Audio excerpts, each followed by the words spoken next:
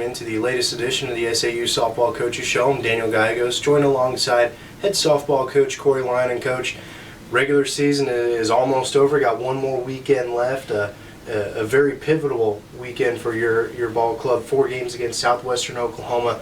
You're right there, right now sitting at 3rd place heading into the tournament with a successful weekend and whatever else may play out. Chance to finish 2nd. Is that where you expected your team to be?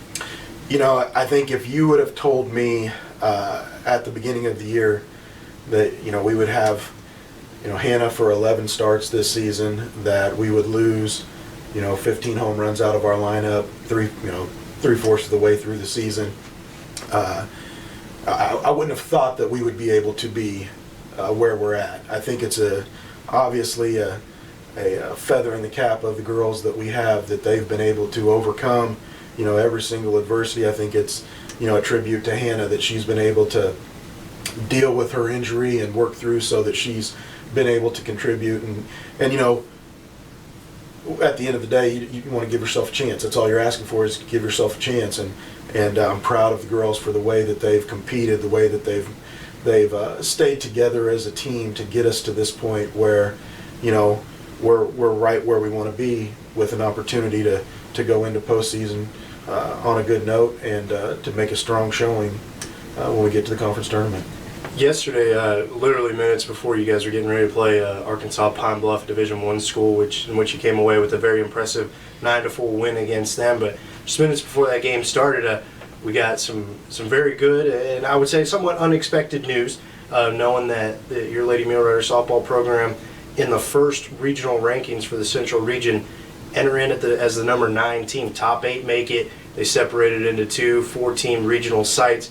So if you're among the top 8 in the final one, you're going to regional. That'll be something the first time in this softball program history. Talk about just that news and what it means for the program. Well, obviously, when we started out this year, the schedule that we put together, knowing that it was going to be a tough schedule, knowing that we had a young team, that was what was in mind, is, hey, we're going to play a lot of really good teams here at the beginning of the season, and hopefully as we go through and we grow and we learn, it'll pay off for us at the end of the year. And I think that's what you see. We've got some really good wins against some very good teams, and so it wasn't something that I was necessarily expecting, but I think one, it goes to show, it's one more sign that, we are headed in the right direction, that we are committed, we're dedicated to being a program that contends, on a national level. I think it's a great sign for the young kids that we have here, that the future is very bright. I think it's also sends a great message to the kids that we have committed, to the kids that we're recruiting, that when we go out there and we tell them that, hey, this is what our goal, these are what our goals are. We're working to not just be one of the best schools in Arkansas or in the Great American Conference, but we want to be able to compete. We want to be able to contend on a national level, and that's a huge change in the culture of softball here at the school. But I think, like I said, I think it just shows the commitment, the dedication that our coaches and our players have when it comes to being the best at what we do. One more final week, as we talked about earlier. You got Southwestern Oklahoma coming in. Last 4 games of the year, you're sitting right there. 29 wins, a chance to eclipse the 30-win mark for the first time in this program's history since, I believe, 2005 was the last time that's done. What are you kind of expecting out of this series with Southwestern coming in for the final one? Well, Southwestern, this is a dangerous series for us.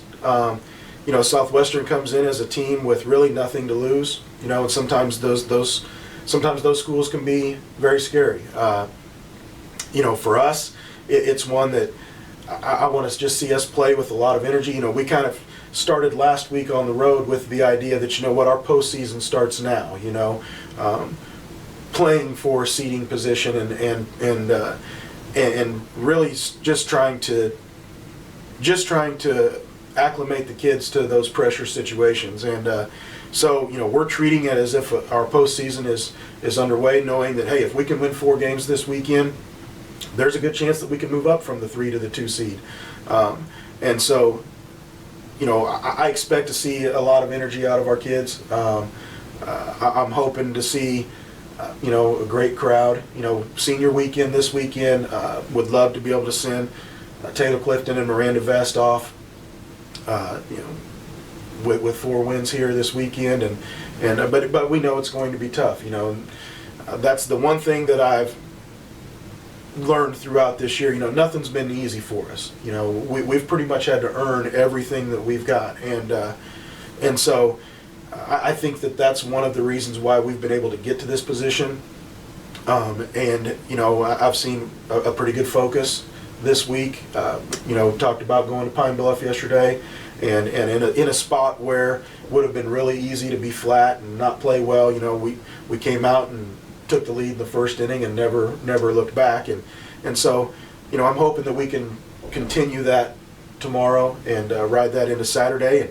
And I know that we'll have the crazies out, and we've got several recruits coming this weekend to watch. So it should be a great atmosphere. I'm excited about getting to play these last 4 games at home. We've really kind of built up a great home field advantage, and it should be a fun weekend.